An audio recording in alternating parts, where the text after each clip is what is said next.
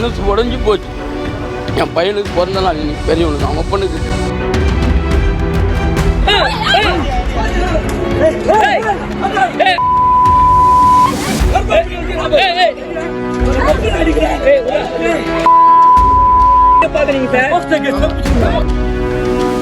அவனை விடக்கூடாதுங்க. இதே மாதிரி நிறைய பேர் இருக்காங்க.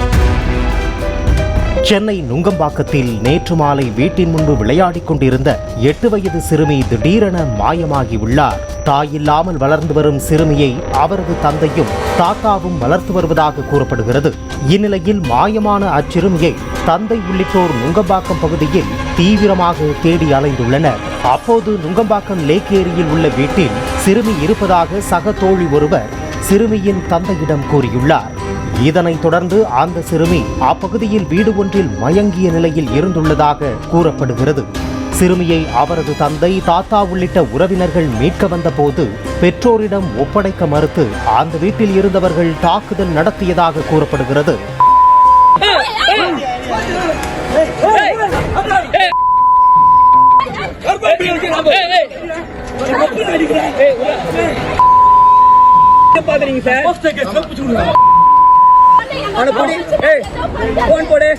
பெரும் போராட்டத்திற்கு பிறகு வீட்டிற்குள் இருந்து பெற்றோர் மீட்ட நிலையில் தான் பாலியல் ரீதியில் துன்புறுத்தப்பட்டதாக சிறுமி தெரிவித்தார். வீட்டிற்கு அருகே விளையாடிக் கொண்டிருந்த தன்னை லேக் ஏரியா வீட்டிற்கு அழைத்து வந்து மயக்க ஊசி போட்டதாக அவர் பகீர் தகவலை கூறினார். இதையடுத்து பாலியல் துன்புறுத்தலுக்கு ஆளாக்கப்பட்டதாக கூறப்படும் சிறுமி கீழ்ப்பாக்கம் அரசு மருத்துவமனையில் அனுமதிக்கப்பட்டார்.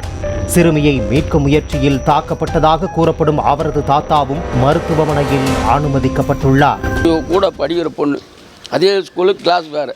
அவங்க வந்து கேட்டா, எங்கம்மா வா வா போய் பார்க்கலாம் அப்படின்னு 2-3 இடம் போய் பார்த்தோம், கிடைக்கல. கடைசியாக அந்த இடம் போனோம். நான் வந்து ஒரு நாள் எதுக்கு போயிருக்கேன். அப்போ ஒரு வாட்டி என்ன பண்ணேன், அவங்க அதே பொண்ணு என் பேத்தியை இட்டுன்னு போய் வச்சுருந்தா. நான் அதுக்கு என்ன பண்ணேன், அந்த ஃபோனில் வந்து அதே ஃபோனில் எனக்கு ஃபோன் பண்ணான். தாத்தா நான் இங்கே இருக்கிறேன், ரேஷன் கடை லேக் ஏரியாவில் ரசூத்தாரில் இருக்கிறேன், வந்து இட்டுன்னு பார்த்தா வந்து இட்டுன்னு வந்தேன். அதே இடத்துல இன்றைக்கி இருந்தால் இது 2வது டைம்.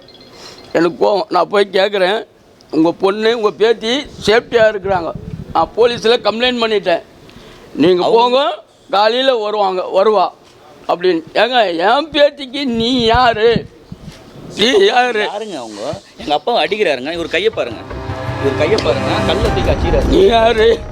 சிறுமி மீட்கப்பட்ட வீட்டில் உதவி ஆய்வாளர் ஒருவர் இருந்ததாகவும் அவர்தான் சிறுமியை பாலியல் ரீதியில் துன்புறுத்தியதாகவும் உறவினர்கள் குற்றஞ்சாட்டினர். சிறுமியை மயங்கிய நிலையில் மீட்ட நிலையில் இது குறித்து புகார் அளித்தும் உடனடியாக நடவடிக்கை எடுக்கப்படவில்லை என அவர்கள் கூறினர். அவன் வந்து ஒரு இந்த போலீஸும் ஒரு சப்போர்ட் பண்ணலையா? எனக்கு எங்களுக்கு இல்லாதப்பட்டவங்களுக்கும் ஒரு சப்போர்ட் இல்லையா? எனக்கு ஒரு சப்போர்ட் இரு.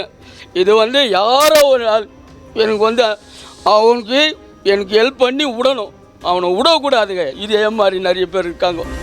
இந்நிலையில் சிறுமியின் தந்தை அளித்த புகாரின் அடிப்படையில் சம்பந்தப்பட்ட காவல் உதவி ஆய்வாளரிடம் போலீசார் விசாரணை நடத்தி வருகின்றனர். மேலும் சிறுமி மீட்கப்பட்டதாக கூறப்படும் வீடு குறித்தும் அங்கிருந்தவர்கள் குறித்தும் தீவிர விசாரணை முன்னெடுக்கப்பட்டுள்ளது.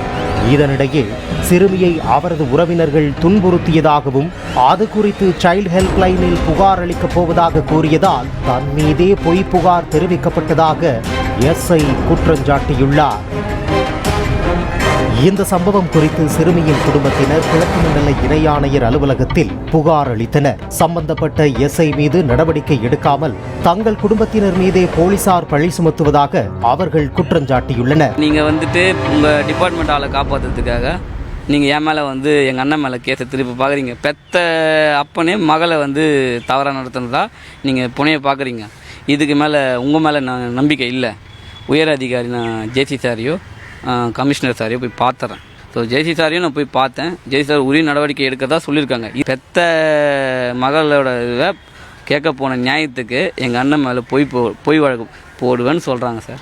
பிளே ஸ்டோர் மற்றும் ஆப் ஸ்டோரில் இருந்து பாலிமர் செயலியை QR கோடு மூலம் பதிவிறக்கம் செய்யுங்கள்.